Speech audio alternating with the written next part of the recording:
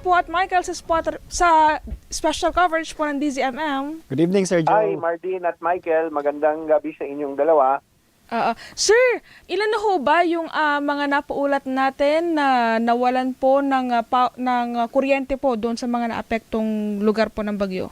Well, at the peak of the outage, nasa 400,000, more than 400,000 yung affected. Pero ngayon, we are down to around 113,000, which is, kung round off natin, mga 1% na lang ng total customers namin. Kasi yung customers namin is more than 8 million, no? So we're down to 113,000. These are mostly in Cavite, Bulacan, and Rizal, and the rest are in portions of Metro Manila, Laguna, Quezon, and Batangas. So patapos na siguro kami, baka by tomorrow, majority nitong 113,000 ay mabalik na natin at we may be at less than 1% by tomorrow. Sir, ano ba yung mga pangunahing dahilan bakit nagkaroon ng power outages po doon sa mga nasakupan niyo iba area, kasi sir? ito, Marlene, merong mga bumaksak na linya, merong mga punong kahoy at saka yung sanga ng punong kahoy na tumama sa mga linya namin, sa mga poste.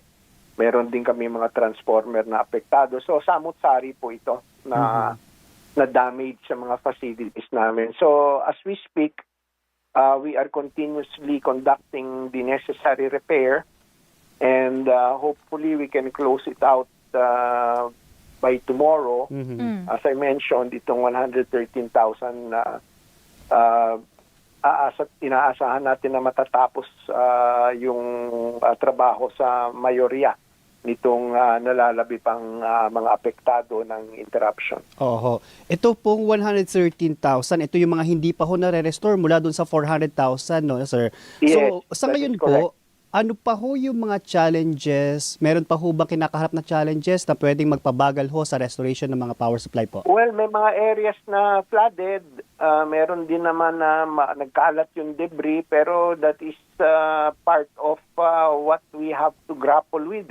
So kaya kami, tuloy-tuloy lang ang trabaho, 24/7 naman ang Meralco. So eventually, we will complete this. Relatively mabilis naman yung pace namin given the extent of the damage at saka nung peak nga, sabi ko nga, nasa more than 400,000 yung affected. So, makukumpleto din natin to hopefully by tomorrow o kung sakali man may spillover hanggang Wednesday. The surgery cost 15,000. I don't have enough cash with me. What do I do? All right! Power outage.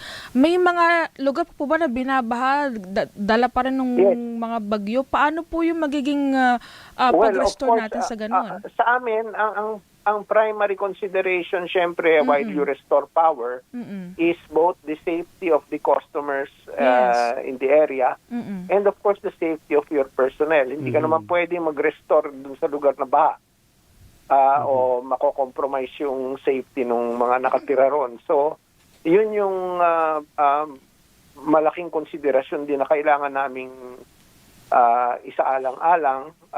Pero since the reports that are coming in, medyo tuloy-tuloy naman yung trabaho natin. So sabi ko nga, we may complete most of this 113,000 by tomorrow. Bibigyan namin kayo ng update po. Huwag po kayo mag-alala. Para ho siguro sa mga kababayan natin, saan ho ba pwedeng tumawag o mag-follow up para sa mga naghihintay ng restoration ho, sir? To report power outages and other concerns, our customers may reach us through our official social media pages. Nasa Facebook kami. Meralco nasa Facebook. I-type nyo lang. Nasa Twitter kami at Meralco, yung X, yung dating Twitter. Pwede rin nila i-text yung concerns nila sa 0920-971-6211 and 0917-551-6211 o kumontak dun sa aming hotline sa 16211. Ulitin ko po, 0920-971-6211. Text po yan. Pwede kayong tumext. O 0917-551-6211. Text lang po kayo o kontakin po ninyo yung aming hotline at 16211 o puntahan mo kami sa Facebook at Twitter. Oo. o yung X. Eto Sir Joe, maisingit ko na rin, kasabay nga ng balita tungkol dito sa mga power outage sa Bagyo, meron pong rate hike sa November billing. Pwede kayo na po ba pwede ho bang kayo na magpaliwanag ho nito, sir? Yes, actually sinabi na namin ito, in-anticipate na namin dahil dun sa announcement na pagtaas ng feed-in tariff allowance, ito yung nire-remit sa Transco, no? National Transmission Company, para dun sa mga producer ng renewable energy. Tapos yung increased transmission charge dahil dun sa reserve market fees, no? Bumaba yung generation, pero yung increase ng transmission at saka ng fit-all, both are not Meralco charges po, just to make it clear, no? These are pass-through cost. Ibig sabihin, taga-kolekta lang kami, taga-singil lang kami dito sa mga cost na to. Yung fit-all pumupunta sa National Transmission Corporation o Transco. Yun naman pong transmission charge ay nire-remit sa NGCP. Oo, magkano sir yung inaasahang taas? 15 centavos ang overall per kilowatt hour. 15 centavos increase. Sir Joe, pardon my ignorance, sir.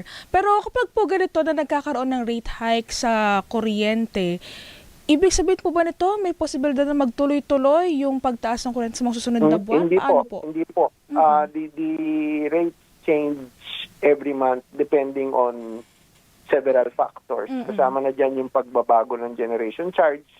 This month bumaba. Doon din yung transmission cost, no? Kasama din yan. And the other factors that can come into play. So it's hard to predict whether or not the next month will be up or down. So that's why we announce it regularly every month. And explain the reason behind the upward adjustment or the lower rate. Right. With that, maraming salamat po sa inyong oras, ha. Sir Joe Zaldarriaga, ang Vice President po at Head of Corporate Communications ng Meralco. Ingat po kayo palagi, sir.